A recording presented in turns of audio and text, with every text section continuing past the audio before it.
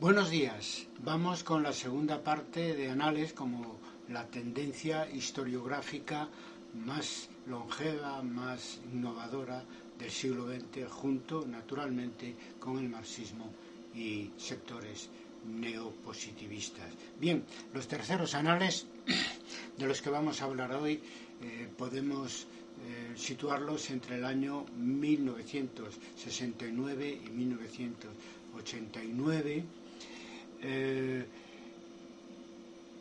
Su inicio tiene lugar en mayo del 68 en una asamblea de investigadores y docentes en la Escuela de Altos Estudios, en la Rue Raspail, donde se critica por autoritarismo a Fernand Braudel y es sustituido por un triunvirato, que era lo que se llevaba en aquella época, formado por Marc Ferraud por historia contemporánea, Emmanuel Leroy-Ladurie por historia moderna y Jacques Le Goff por historia medieval. Finalmente, el representante que quedó de esta fase tercera de los anales fue, como todos sabemos, Jacques Le Goff. Él fue quien nos lo contó, no solo a mí, estaba también Ricardo García Cárcel, cuando no sé si en un aeropuerto o en el ascensor de l'École nos contó este momento trascendental en la vida interna de Anales como tendencia historiográfica que supuso mayo del 68. Después de mayo del 68 pues vino el desencanto. En el ámbito, digamos, intelectual y académico se impuso el post-estructuralismo.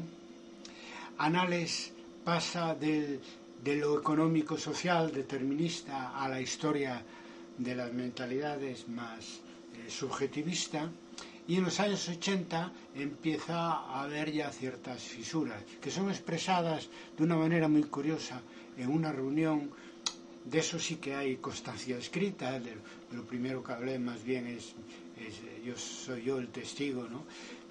Hay constancia escrita de que François Furet en los años 80 decía: lo único que tenemos en común ahora es haber pertenecido al Partido Comunista francés. Bueno, lo cual era verdad en buena medida, ¿no?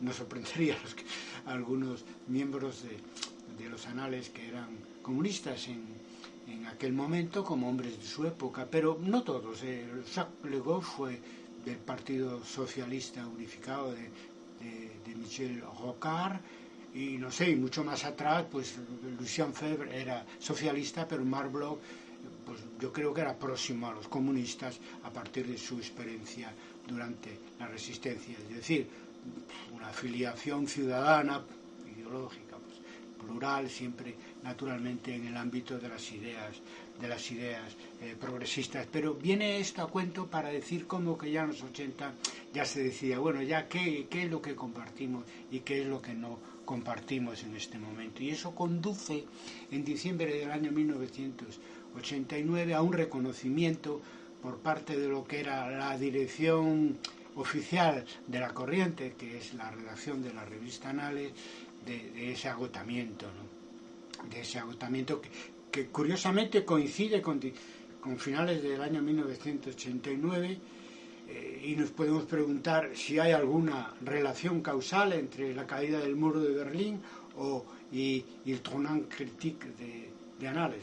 Yo creo que no directamente, pero en todo caso que 1989 es un año importante de cambio, tanto en el ámbito histórico y en el ámbito más pequeño, pero más importante para nosotros, por lo menos más cercano, como es la historiografía. De eso no cabe duda. Fue un año importante.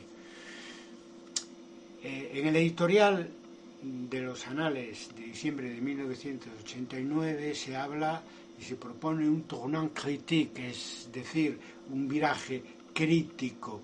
Bueno, yo eso os hablo como testimonio directo también, porque entre finales de 1989 hasta 1997 pues visité con frecuencia la Escuela de Altos Estudios, con estancias largas a veces, primero como postdoc y después como director de estudios asociado. Por lo tanto sé de lo que hablo y he escrito sobre eso. Al final haré unas recomendaciones de lectura, ¿no? Entonces, el editorial era así, tentons l'expérience, es decir, intentemos la experiencia. ¿Qué se pretendía? Que Anales volviera a ser un movimiento académico colectivo, volver a la historia total, volver a la cooperación con las ciencias sociales, un poco volver de alguna forma a los orígenes, ¿no? 60 años después, todo hay que decirlo, porque se había perdido esas referencias iniciales y un poco ya, como dicen en Argentina, cada uno iba ya a su bola. Los promotores de ese nuevo impulso, de unos cuartos anales que no llegaron a realizarse, eran dos miembros, naturalmente, del Consejo de Redacción de la revista Anales, que uno es Bernard Le Petit, en primer lugar, y otro es Jacques Revel. Bernard muere en 1996 en un accidente de tráfico, desgraciadamente, y Jacques Revel el año anterior había sido elegido presidente del École de Haute Étude, ¿no? Por ambas razones, en fin, sobre todo la desaparición física de Bernard, creo yo, ¿no? Que era con el que teníamos relación los que nos movíamos en lo que Le Goff llamaba los anales internacionales en aquellos años, sobre todo después de la desaparición de Bernard Le Petit. Un miembro del comité de redacción, que no tiene especial relevancia, no voy a decir su nombre, me dijo: Carlos, se acabó el tournant critique. El asunto es que el movimiento de la historiografía no por eso se paraba, porque estaba volviendo con mucha fuerza la biografía como tema de estudio, no solo por historiadores aficionados, sino también por historiadores profesionales. Total, que ahí ya vemos que a finales de los años 90, por razones accidentales, pero también por la propia dificultad que encuentra Anales para volver a sus orígenes, pues nos encontramos con que es el fin ya de la escuela de los Anales. Al final no hay cuartos anales con toda claridad. Yo lo viví en 1999 en el tercer Congreso Internacional de Historia de Debate en Santiago de Compostela. En el primero había estado muy activa Anales y la redacción de la revista en primer lugar, y en el segundo ya la participación fue muy de compromiso, en fin, muy poco entusiasta. Yo creo que el último analista fue Jacques Le Goff, porque se jubiló también en ese año de 1999, pero sobrevivió afortunadamente hasta el año 2014 y siguió trabajando siempre y siguió, creo yo, creyendo siempre en lo que había aportado los anales en general y los terceros anales en particular. A mí me decía: Carlos, yo creo que no hemos agotado todo ese filón, lo digo en español, que es la historia de las mentalidades. Todavía tenía esa visión. Con él se fueron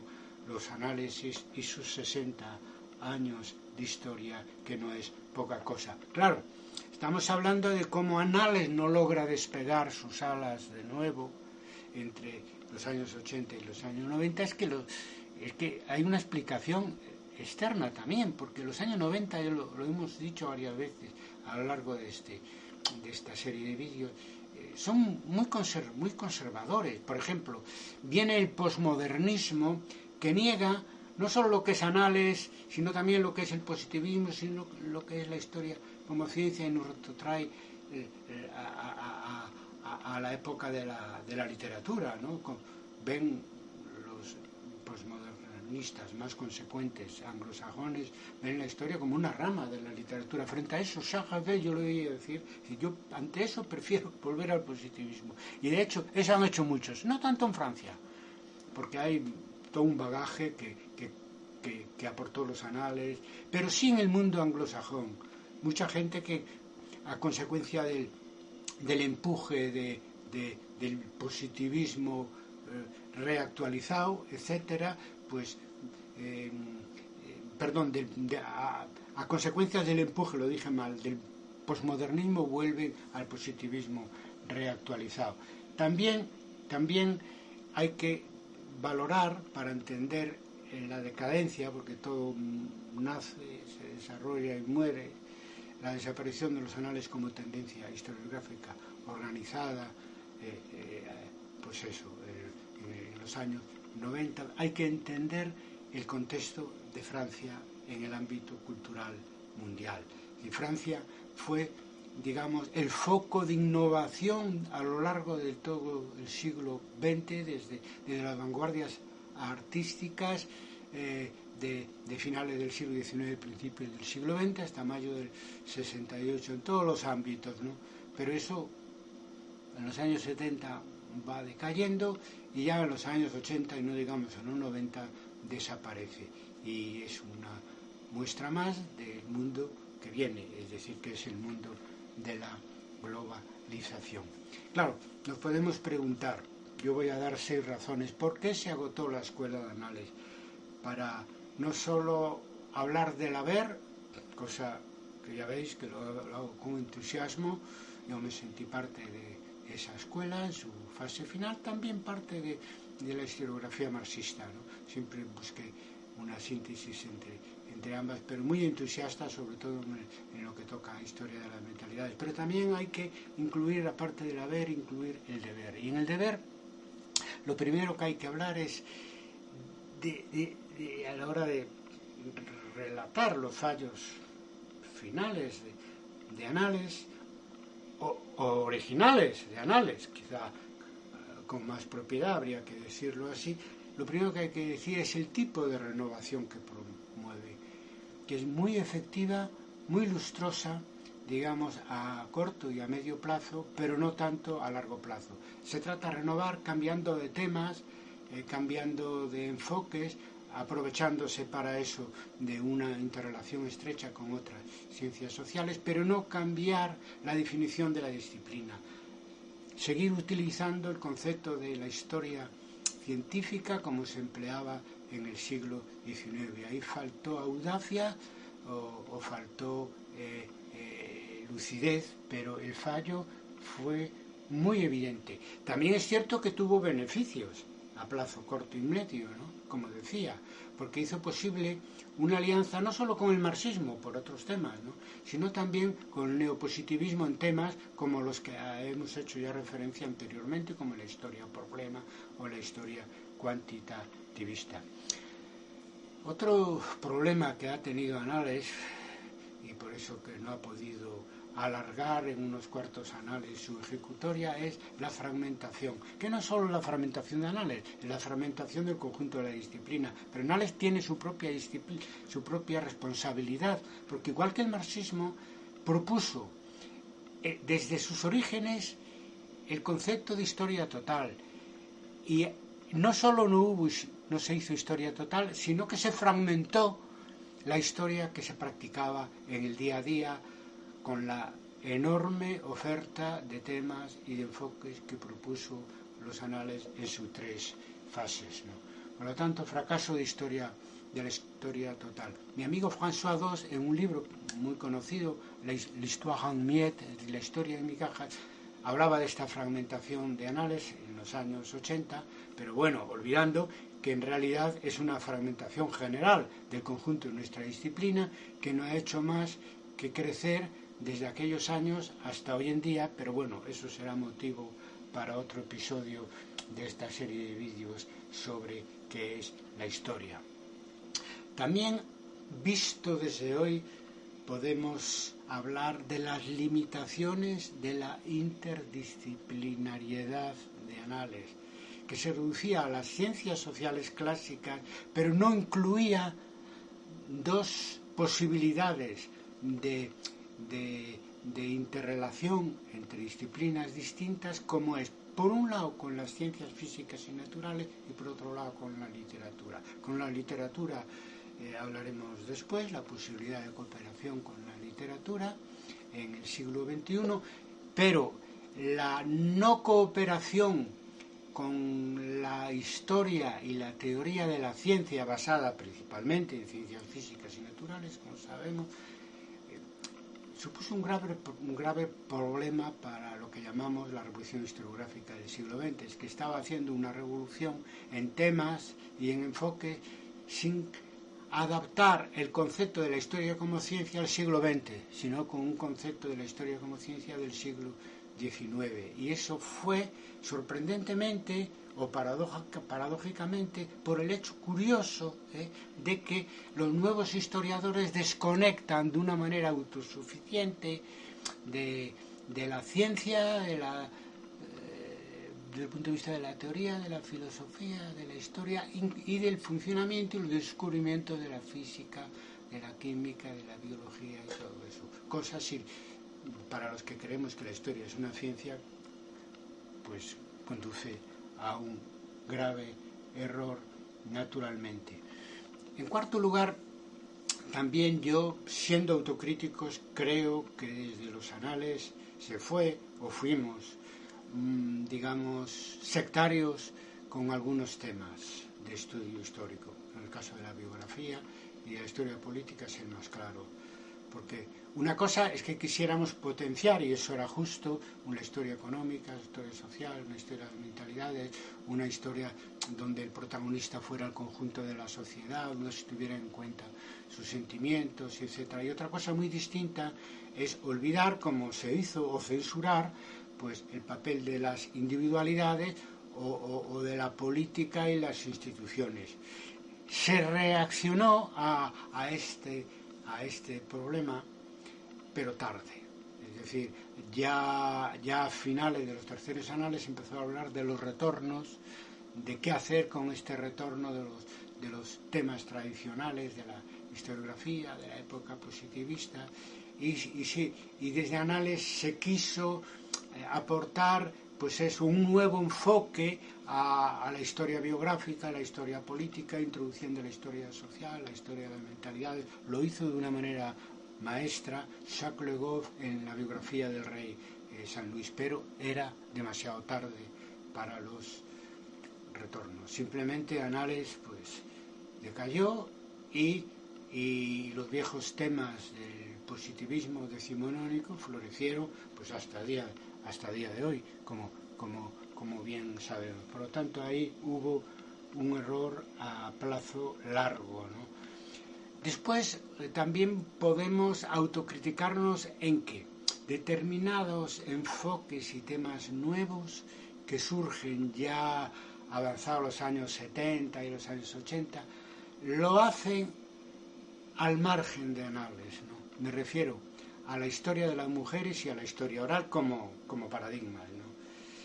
Ambos, digamos, consecuencia, como pasó antes pues con otros movimientos sociales, consecuencia historiográfica del empuje pues del movimiento feminista en un caso o del movimiento identitario en otro caso. Todo el mundo sabe que el primer archivo de historia oral que se hizo fue en Estados Unidos de América sobre la historia de la minoría afroamericana. Entonces ahí ya no estaba Anales, simplemente después en algún número de la revista se habló algo de eso, etcétera, pero ya no era una novedad metodológica, una novedad historiográfica que surgiera del seno de la escuela de Anales. Y en sexto y último lugar, algo que cae de cajón, es decir, Anales tenía que terminar como terminó todo lo que fue fruto del eurocentrismo del siglo XX, ¿no? Es decir, estamos hablando de la renovación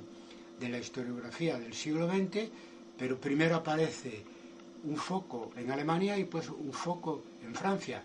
Y si se quiere, como en próximos episodios hablaremos también del marxismo, un foco en Inglaterra con la historiografía marxista inglesa, pero siempre Europa, ¿no? Siempre la vieja Europa. Y eso ya a las puertas del siglo XXI, ya en vísperas de la globalización que ahora estamos viviendo, no tenía mucho sentido. Por lo tanto, esas son las razones de por qué se agotó la escuela de Anales. Ya quisiéramos para otros fenómenos de tipo intelectual y cultural o académico, pues una duración de 6 décadas, como en el caso de Anales. ¿Qué quedó de Anales para el siglo XXI? Voy a aportar 5 notas rápidas para ir terminando, ¿no? Primero, lo más evidente, el espíritu de escuela es muy importante. Hoy vivimos, si acaso, un individualismo académico, o si queréis academicista, más fuerte que nunca. Cada uno de nosotros somos únicos en nuestro despacho, con nuestros alumnos, con nuestros libros, con nuestros trabajos, con nuestras publicaciones. Entonces, recordar que la disciplina avanza y el conocimiento histórico avanza en la medida que se organice colectivamente el historiador no es poco. Otra cosa es que se quiera escurrir el bulto y si no se quiere participar en crear tendencias, pues que se diga, no, yo mismo soy mi propia tendencia. No me refiero al individuo, sino mi equipo, mi tema de investigación, mi línea de trabajo, con lo cual estamos cogiendo el rábano por las hojas naturalmente. Una tendencia de las que estamos hablando, de las grandes, no tiene por qué ser grande, puede ser grande o puede ser pequeña, pero para que sea una tendencia historiográfica que deje huella fuera del campo estrecho académicamente en el que tú te mueves, es necesario que sea transversal, o sea, que sea intradisciplinar, como ya dijimos más atrás. ¿Qué más queda de Anales? Pues eso, Anales sigue siendo una fuente inagotable de temas y de enfoques para investigar que no sean tradicionales. No es poca cosa en la época que vuelve la historia tradicional. ¿Qué más queda de Anales? Valorar la innovación como una virtud, no como un defecto. ¿No os ha pasado a vosotros que, por ejemplo, si un alumno joven empieza a investigar y quiere hacer cosas nuevas, que se le diga, no seas demasiado ambicioso? Con eso hay que romper, porque si cuando eres joven no innovas, ¿cuándo lo haces? ¿Cuando seas mayor? Cuando hablamos de estas corrientes historiográficas que se formaron en el siglo XIX también, pero estábamos hablando sobre todo de las del siglo XX, ¿quiénes la constituyeron? ¿Qué edad tenían Marc Bloch y Lucien Febvre cuando se fueron a Estrasburgo? 40 años, todo lo más, ¿no? Recién licenciados casi como oficiales de la Gran Guerra. Si en ese momento se innova, ¿cómo se le puede decir eso a los jóvenes? Lo entiendo desde el punto de vista de poder del profesor ya pues situado académicamente, y que no me vengan estos jóvenes a decir cosas nuevas, que ya está todo dicho. Nunca está todo dicho, porque si la historia no se rehace continuamente, la historia muere. De ahí que el espíritu de innovación, que si deja de estar presente en la historiografía del siglo XXI, apaga y vámonos. ¿Qué más deja Anales? 3 instituciones: la revista Anales, la Escuela de Estudios en Ciencias Sociales y la Maison des Sciences de l'Homme, la Casa de las Ciencias del Hombre, con una deriva más hacia la historia antropológica, etcétera, pero muy, muy importante también, que está pegada en la Rue Raspail a la Escuela de Altos Estudios. Bien, hoy en día son instituciones académicas como otras cualquiera, simplemente tienen una gran historia detrás. Ya no constituyen una tendencia o una escuela, ya no comparten paradigmas, pero aunque ellos lo olviden, los demás no lo olvidamos, y no todos lo olvidan dentro del École d'Hautes Études actualmente y de la revista Anales, me consta. Aunque ellos lo olvidaran, está en la historia de nuestra disciplina, y esas instituciones fueron creadas por los fundadores y continuadores de los Anales, desde Marc Bloch hasta Jacques Le Goff, pasando por Fernand Braudel. Y eso no es, como decimos en España coloquialmente, moco de pavo. Si queremos innovar historiográficamente en el siglo XXI y ayudar desde la historia a que mejore la historia vivida, la historia de todo, no se puede hacer tabla rasa de la revolución historiográfica del siglo XX, en el seno de la cual la Escuela de Anales jugó un papel muy importante. Nada más por hoy, recomendaciones de lectura. Ya dije que sobre eso he escrito bastante y todo está fácilmente accesible.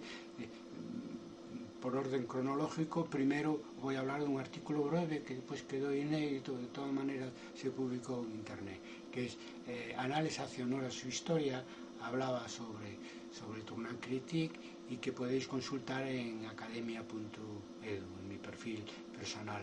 Los otros 4 trabajos a los que voy a hacer referencia están accesibles en mi página web cbarros.com. El primero de ellos es el Tournant Critique de Anales del año 91. De ese mismo año es también la Nouvelle Histoire y sus críticos. Del año 1992 es la contribución de los terceros anales y la historia de las mentalidades. Y en último lugar, el primer año de este milenio, en el 2001, escribí, también en este caso breve, pero creo que sustancioso, un trabajo sobre la escuela de Anales y la historia que viene. Feliz lectura, en caso de que os animéis, y hasta la próxima semana, donde hablaremos del marxismo y los historiadores. Nada más, muchas gracias. Ser felices.